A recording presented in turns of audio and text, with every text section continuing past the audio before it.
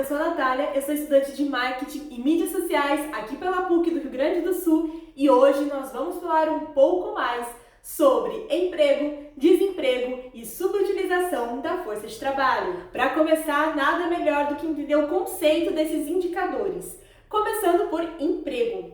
Por definição, emprego é a ocupação remunerada e formal. O desemprego, por sua vez, retrata a situação de muitas pessoas que estão com idade para trabalhar e estão querendo trabalhar, buscando emprego, porém não têm um emprego. Então elas são consideradas, sim, desempregadas. A subutilização da força de trabalho retrata a situação em que a mão de obra disponível ela não é plena ou não é eficiente. E isso engloba pessoas que estão subocupadas, pessoas desempregadas ou aquelas pessoas que gostariam de estar trabalhando, mas não estão procurando emprego em si. Essa subutilização da força de trabalho, ela pode levar à pobreza e à desigualdade social e também à instabilidade financeira, tendo em vista que ela leva a uma menor produção e, consequentemente, um menor crescimento econômico também. Outro indicador muito importante é a força de trabalho potencial.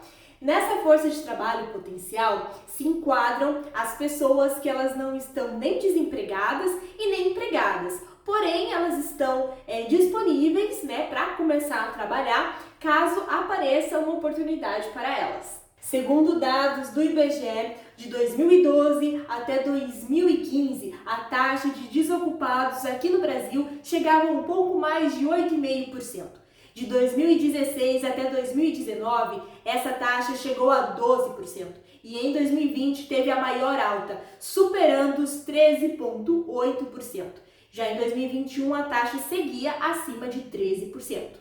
E o motivo já até deve se passar pela sua cabeça. 2020 foi o ano em que foi declarada oficialmente a pandemia do coronavírus, do Covid-19.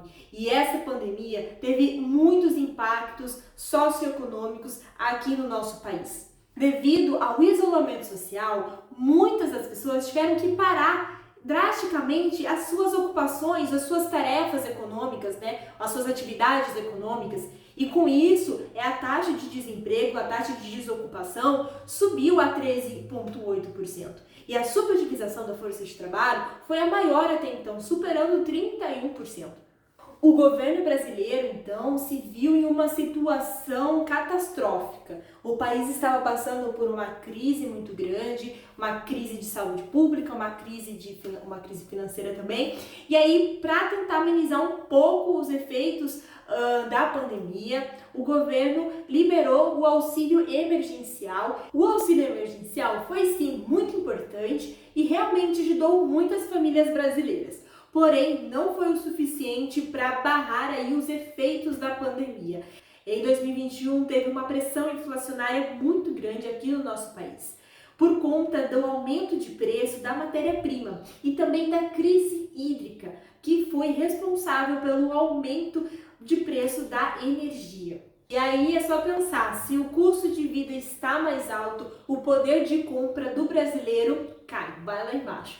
E com isso, claro, o resultado não poderia ser diferente. As empresas de médio e pequeno porte enfrentavam grandes dificuldades para ficarem com as portas abertas, devido aos custos operacionais. Tudo isso faz a gente refletir como saúde pública, questões políticas, crises financeiras, crises econômicas fazem toda a diferença na hora de analisar o cenário de empregos e desempregos aqui no nosso país e como isso afeta diretamente a vida dos brasileiros que precisam sim de uma renda para poder se manter. Eu espero que você tenha entendido um pouco mais sobre emprego, desemprego e subutilização da força de trabalho nesse vídeo e também espero ter contribuído um pouquinho mais para o seu conhecimento através dessa análise do cenário econômico aqui do Brasil de 2012 até 2021. Eu fico à disposição para esclarecimento de qualquer dúvida. Muito obrigada e um ótimo dia a todos!